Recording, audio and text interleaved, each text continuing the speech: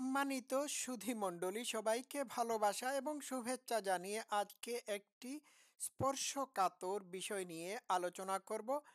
আজকের বিষয়টি হচ্ছে যে তারা বাংলাদেশকে ইসলামিকীকরণের নামে ইসলামের শুধু অপমান করছে এমনটি না, আল্লাহকে অপমানিত করছে। এই দেখুন, গণভবনের গাছের মধ্যে কি সুন্দর করে আল্লাহু লিখে রেখেছে। আরেকটু দেখাই, আপনারা মনে করবেন, আপাত দৃষ্টিতে আপনারা এটি দেখলে পরে মনে হবে আপনাদের যে আল্লাহকে সম্মান দেওয়া হয়েছে। এই দেখুন, আরেকটি গাছের মধ্যে এইভাবে আল্লাহু লিখা হয়েছে। আম, তাও আবার সাদা রং দিয়ে লেখা হয়েছে।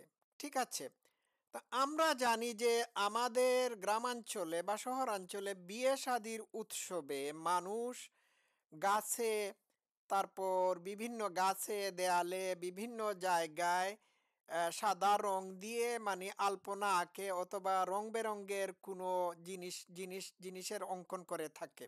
ঠিক আছে, এটা হয়ে থাকে। তো এরা যে এই কাজটি করছে, এটির মাধ্যমে তারা কি কি কি জানান দিচ্ছে বলুন তো দেখি? ইসলামিকীকরণের নমুনা কি এইটা? বলুন আমাকে। এই গাছের গুড়ার মধ্যে বা গাছের মধ্যখানে, গাছগুলোর মধ্যখানে যে এরা আল্লাহু শব্দ, আল্লাহু লিখলো, এতে করে কি তারা আল্লাহকে সম্মান করলো নাকি অপমানিত করলো? আপনারা আমাকে কমেন্ট বক্সে জানাবেন। একটা গাছের মধ্যে পাখি বসে, ঠিক আছে, অবশ্যই গাছের এই গণভবনের গাছগুলোর ডালগুলোতে পাখি বসে থাকে। তো পাখি তো অবশ্যই গাছগুলোতে বসে পায়খানা করবে, ঠিক আছে, করবে না? তো এতে কি আল্লাহ নামের সম্মান দেওয়া হবে নাকি অসম্মান করা হবে বলুন তো দেখি? বা আল্লাহ নামের অসম্মান হবে? বলুন আপনারা আমাকে। এই গণভবনের এই যে গাছগুলোতে যে আল্লাহু শব্দটি লিখা হলো, এই গণভবনের গাছগুলোর নিচে যদি কোনো কুত্তা বা কুকুর বা বিড়াল এসে প্রস্রাব করে দেয়, তাহলে আল্লাহর কি মানহানি হবে না? আল্লাহ নামের কি অপমান হবে না? তো এরা ইসলামিকীকরণের নামে সারা দেশব্যাপী যে তাণ্ডব চালাচ্ছে, এটি ভয়ঙ্কর। এবার আমি আসি আসল কথায়। আজকে তারা গণভবনের গাছগুলোতে আল্লাহ আল্লাহ নাম লিখেছে, আল্লাহ শব্দটি লিখেছে, ঠিক আছে, ভালো কথা। 2 দিন পরে ইসলামিকীকরণের জন্য তারা দেয়ালে, ওয়ালে, তারপর ইলেকট্রিসিটির খুঁটায়, তারপর বাথরুমের দেয়ালে, পেশাব পায়খানার দেয়ালে আল্লাহ শব্দ লিখে ফেলবে। এটার জন্য আপনারা ওয়েট করুন, আপনারা দেখবেন। এরা জঘন্য, এই যে জামাতি ইসলামী, হিজবুত তাহরীর, এরা কিন্তু ইসলামেরও শত্রু। বিষয়টা বুঝতে পারছেন তো? আল্লাহ শব্দ গাছে লিখলে কি আল্লাহর মর্যাদা বেড়ে যায়? হ্যাঁ, এটার মানে কি? এটার মানে হচ্ছে যে আল্লাহকে কেউ সম্মান করছে না, সুতরাং জোর করে গণভবনের গাছগুলোতে আল্লাহ শব্দ লিখে তারা মানে আল্লাহকে সম্মান দেওয়ার একটা প্রচেষ্টা মাত্র করছে, প্রচেষ্টা দেখাচ্ছে। ঠিক আছে, তো এই যে আল্লাহ শব্দটি দেখতে পাচ্ছেন এই গাছের মধ্যে লিখা, গাছের পিছনে কিন্তু দেয়াল আছে।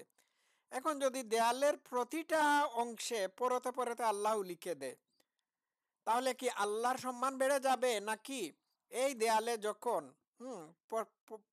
পাখি বসে মানে পায়খানা করবে কিংবা কুকুর এসে প্রস্রাব করে দেবে, তখন কি আল্লাহর সম্মান বাড়বে? বলুন আমাকে। What's this nonsense?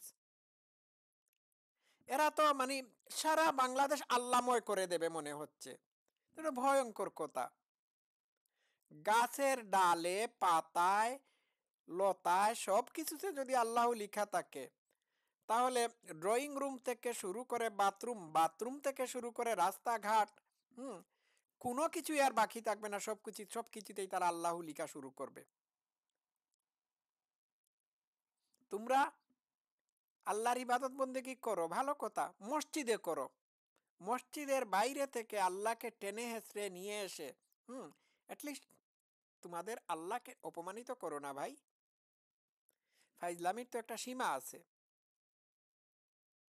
আর গাছের মধ্যে যদি আল্লাহু লিখার দরকারই পড়তো, তাহলে খুদ আল্লাহ গাছের মধ্যে, গাছের লতায় পাতায় ফুলে ডালে সব কিছুতে তিনি নিজের নাম লিখে দিতেন।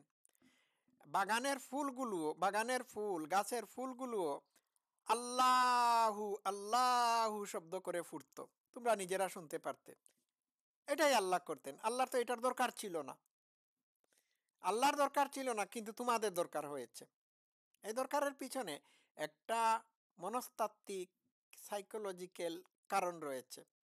কারণ সব কিছুতে যদি আল্লাহ লিখে ফেলে, তাহলে পুরা বাংলাদেশকে ইসলামিকীকরণ করার সুযোগ হয়ে যাবে, ইসলামাইজ করা হবে।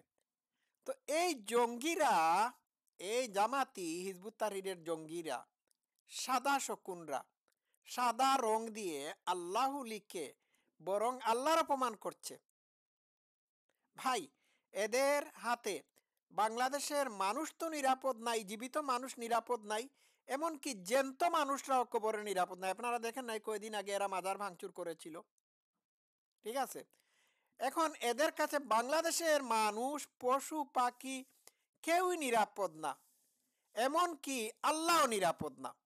খুদ আল্লাহকেও এরা অপমানিত করছে, ঠিক আছে? তো আমি এটি দেখালাম। তো এদের ইসলামিকীকরণের প্রক্রিয়ার মধ্যে বহু কাজ রয়েছে। এই যেমন বিজয় দিবসে এরা স্বাধীনতার চেতনাকে ভুলিয়ে দেওয়ার জন্য কাউয়ালি গান পরিবেশন করেছে, সর্বত্র সব জায়গায় কাউয়ালি গান পরিবেশন করেছে।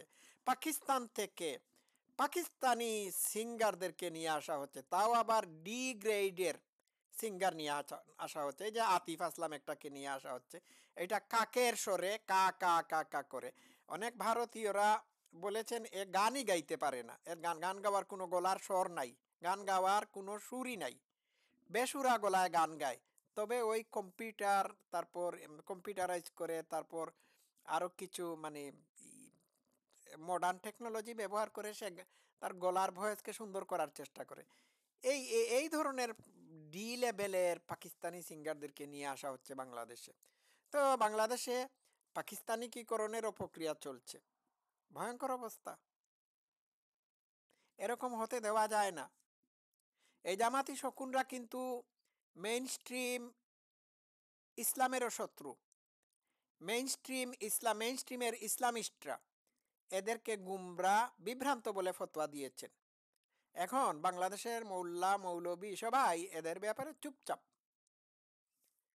যাক, এদের হাত থেকে সব কিছুকে বাঁচাতে হবে। সবাই ভালো থাকবেন। Love you all. Thank you so much.